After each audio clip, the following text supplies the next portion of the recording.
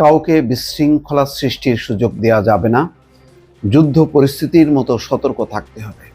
এসব বক্তব্য আসলে খুবই প্রাসঙ্গিক এবং প্রধান উপদেষ্টা এই ধরনের একটু কঠোর বক্তব্য দেয়া, কঠোরভাবে একটু প্রশাসন আইন শৃঙ্খলা বাহিনীকে মুভ করা, এটাই কিন্তু মানুষ চায়।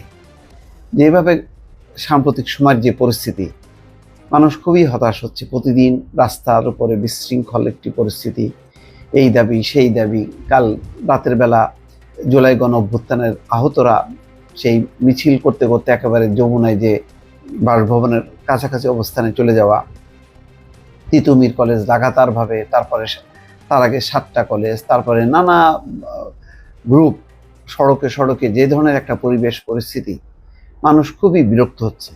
সবাই বলছে ইউনূস সরকার কি করছে। তারপরে দ্রব্যমূল্য তো আছেই, কোনো নিয়ন্ত্রণ নেই। সব কিছু মিলিয়ে মানুষ কিন্তু খুব যে এরকম আশাবাদী ছিল আজকে থেকে 3-4 মাস 5 মাস আগে, এটা আস্তে আস্তে একটা ডাউন ট্রেনের দিকে যাচ্ছে। উপদেষ্টারাও বলছেন যে সব সমস্যার সমাধান করা যাবে না। মানুষ আসলে সব সমস্যার সমাধান হবে সেটা মনে করছে না, কিন্তু মানুষ যে আন্তরিক উদ্যোগগুলো, প্রচেষ্টাগুলো, সমন্বিতভাবে কাজগুলোর যে চেষ্টাগুলো, সেগুলি কিন্তু দেখছে না। বরং প্রতিদিন যেটা দেখছে একটা অরাজকতা এবং বিশৃঙ্খলা।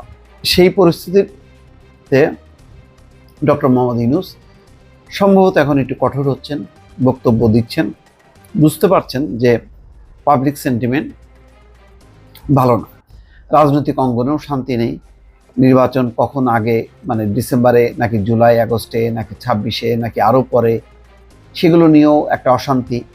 বিএনপির এক ধরনের বক্তব্য, অন্যদিকে জামাত সহ অন্য জোটগুলো তারা একটা কৌশলী অবস্থান। সব মিলিয়ে রাজনৈতিক অঙ্গনটাও আস্তে আস্তে কেমন জানি বিষাক্ত হয়ে উঠছে, দূরত্ব বাড়ছে। এর মধ্যে ইউনূস সরকার প্রচ্ছন্নভাবে সাপোর্ট করছে নতুন একটি রাজনৈতিক দল গঠনে, এমন একটি অভিযোগও কিন্তু এখন নেতারা বক্তব্য সামনে নিয়ে আসছে। তো এটাও ডক্টর ইউনূসের নিরপেক্ষতা, তার যেই ভাবমূর্তি, সেটার জন্য মানানসই না। আবার ডক্টর মোহাম্মদ ইউনূসও আবার এখানে যুক্ত করছেন যে ছাত্ররা রাজনৈতিক দল গঠন করবে। তো সব মিলিয়ে মানুষের মধ্যে যে হতাশা, তারা অন্তত চায় যে একটা অরাজক পরিস্থিতি, বিশৃঙ্খল পরিস্থিতি রাস্তাঘাটে প্রতিদিন তারা যেটা মোকাবেলা করে, সেটা যাতে না থাকে। সে কারণে হয়তো ডক্টর ইউনূস এখন একটা কঠোর অবস্থান নিয়ে বলছেন, কাউকে বিশৃঙ্খলা ও অরাজকতা সৃষ্টির সুযোগ দেওয়া যাবে না, যুদ্ধ পরিস্থিতির মতো সতর্ক থাকতে হবে।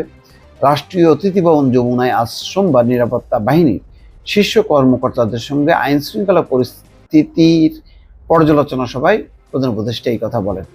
এই সময় তিনি পুলিশ ও আইন শৃঙ্খলা রক্ষাকারী বাহিনীকে দেশের আইন শৃঙ্খলা পরিস্থিতি নিবিড়ভাবে পর্যবেক্ষণের জন্য একটি কমান্ড সেন্টার গঠনের নির্দেশ দেন। এটাও ভালো, একটা কেন্দ্রীয় কমান্ড সেন্টার থাকলো, তারা পরিস্থিতি পর্যবেক্ষণ করলো এবং সেই অনুযায়ী তারা যদি অ্যাক্ট করে, একটা সেন্ট্রাল কোঅর্ডিনেশন, তাহলে ভালো। সবাই প্রধান উপদেষ্টা নিরাপত্তা বাহিনীর প্রধানদের আইন শৃঙ্খলা পরিস্থিতি বিঘ্নিত করার যে কোনো অপচেষ্টার বিরুদ্ধে সতর্ক থাকার নির্দেশ দেন। তিনি বলেন, যুদ্ধকালীন পরিস্থিতির মতো আমাদের সতর্ক থাকতে হবে। এই বছরটি দেশের জন্য অত্যন্ত গুরুত্বপূর্ণ, কাউকে বিশৃঙ্খলা ও অরাজকতা সৃষ্টির সুযোগ দেওয়া যাবে না। কেন এই বছরটির কথা বলছেন? এটা কি নির্বাচনের বছর?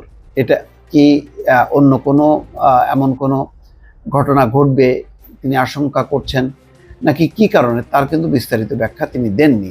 তবে তিনি বলেছেন, ক্ষমতাচ্যুত স্বৈর শাসক শেখ হাসিনার ঘনিষ্ঠরা বিশৃঙ্খলা সৃষ্টির জন্য বিশাল অঙ্কের অর্থ ব্যয় করছে এবং মিথ্যা এবং অপতথ্য ছড়াচ্ছে। দেশবাসীকে অপপ্রচারের বিরুদ্ধে সতর্ক থাকার আহ্বান জানিয়ে তিনি বলেন, সবাইকে এই অপপ্রচারের বিরুদ্ধে লড়াই করতে হবে।